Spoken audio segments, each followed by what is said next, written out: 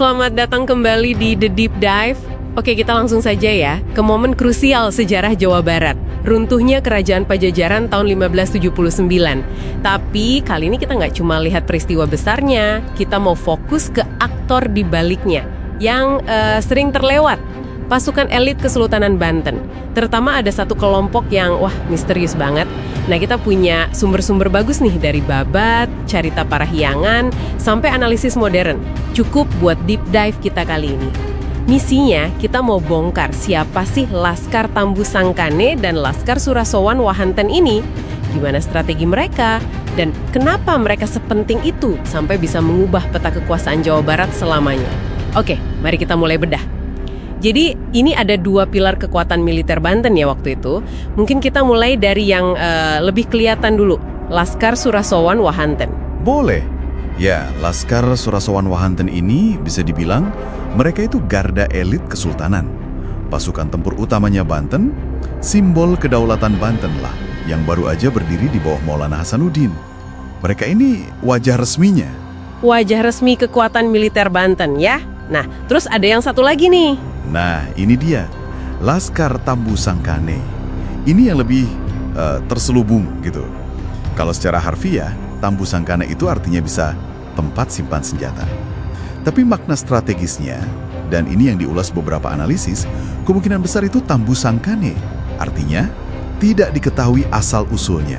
Wah, tidak diketahui asalnya? Iya, yang menarik di sini, ini kuat banget arahnya ke fungsi mereka sebagai unit operasi khusus, rahasia, semacam Black Ops zaman itulah, dibentuk langsung oleh Maulana Hasanuddin.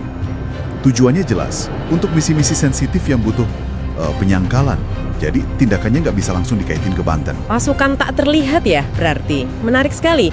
Sumber-sumber juga mengaitkan ini sama situasi politik waktu itu kan. Misalnya, perjanjian damai Pajajaran Cirebon. Mungkin Banten lihat itu sebagai ancaman ya? Betul, itu salah satu konteksnya. Ditambah lagi klaim genealogis Hasanuddin sendiri ke tahta Pajajaran. Kan beliau cicit Prabu Siliwangi. Jadi pasukan rahasia ini jadi alat yang sempurna ya buat serangan preemptif atau buat negakin klaim dinasti tanpa harus perang terbuka dulu. Tepat sekali, sangat strategis. Terus apa ada petunjuk seberapa besar kekuatan rahasia ini? Nah, itu dia. Detail jumlahnya memang sulit dipastikan ya dari sumber yang ada. Namanya juga rahasia kan? Catatan spesifiknya jadi langka banget. Tapi dampaknya itu terasa jelas.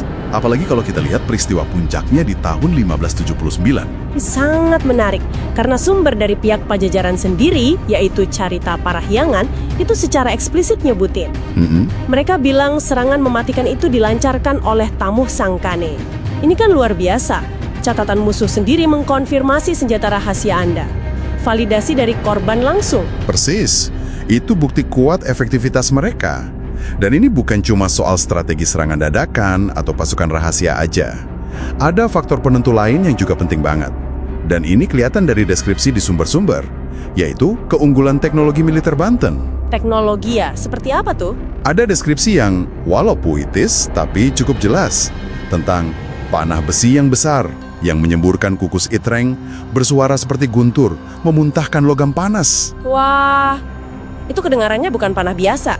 Kalau kita tarik ke gambaran lebih besar, ini nunjukin pergeseran fundamental dalam cara perang di Nusantara waktu itu. Banten kan posisinya sebagai kekuatan maritim, pusat dagang. Jadi mereka punya akses ke teknologi global ini. Sesuatu yang Pajajaran yang lebih agraris dan di pedalaman mungkin sulit imbangi ya? Tepat sekali. Kontrasnya cukup jelas di situ. Jadi kombinasi maut ini ya, strategi intelijen, operasi rahasia, pakai Tambu Sangkane, plus keunggulan teknologi dari jaringan maritim. Ini bukan perang biasa berarti. Lalu setelah Pajajaran runtuh, apa warisan dari laskar-laskar elit ini? Sumber Anda menyebutkan peran mereka geser ya. Jadi konsolidasi wilayah, terus pengamanan dakwah Islam. Benar. Fokusnya bergeser dari penaklukan ke stabilisasi. Termasuk transformasi sosio-religius juga. Pengamanan jalur dakwah mendorong konversi elit Sunda. Nah, etos militer dan spiritual yang ada di Laskar ini, terutama komitmen melindungi ulama dan wilayah dakwah, itu ternyata nggak hilang gitu aja. Oh ya, gimana kelanjutannya? Jadi, ketika struktur formal Kesultanan Banten mulai melemah, terutama pasca perjanjian sama VOC tahun 1684. Perjanjian itu kan membatasi kedaulatan militer Banten ya. Nah, semangat dan fungsi Laskar ini kayak bermetamorfosis gitu. Muncullah figur Jawara Banten. Jawara Banten. Jadi ada benang merahnya ke sana.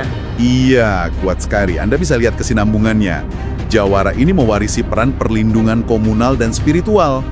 Menggabungkan ilmu bela diri, keberanian, sering juga ada dimensi spiritualnya. Bahkan semangat perlawanannya itu, yang dulu mungkin sama Belanda disebut rover atau pengganggu, pas merujuk ke pasukan Banten yang gak teridentifikasi ini. Semangat rover itu ya? Semangat itu terus hidup dalam figur Jawara.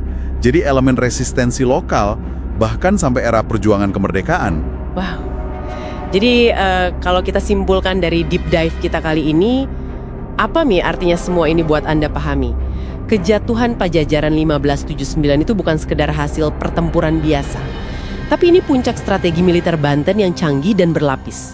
Ada penggunaan pasukan operasi khusus yang efektif, si Tambu Sangkana itu, didukung pula sama keunggulan teknologi artileri yang mana didapat karena posisi Banten sebagai pemain kunci di jalur maritim. Jadi ini pergeseran kekuatan yang fundamental di Jawa Barat yang dieksekusi oleh laskar-laskar elit ini. Betul. Dan mungkin sebagai penutup ya, ada satu hal yang bisa Anda renungkan lebih lanjut. Coba bayangkan sejenak. Gimana kira-kira alur sejarah Jawa Barat bakal berbeda andai saja kerajaan Pajajaran di abad ke-16 itu punya akses yang sama kayak Banten? Akses ke jaringan dagang maritim global, akses ke teknologi militer terbaru waktu itu, akses ke informasi internasional. Akankah ceritanya tetap sama? Nah, ini pertanyaan menarik untuk Anda eksplorasi sendiri nanti.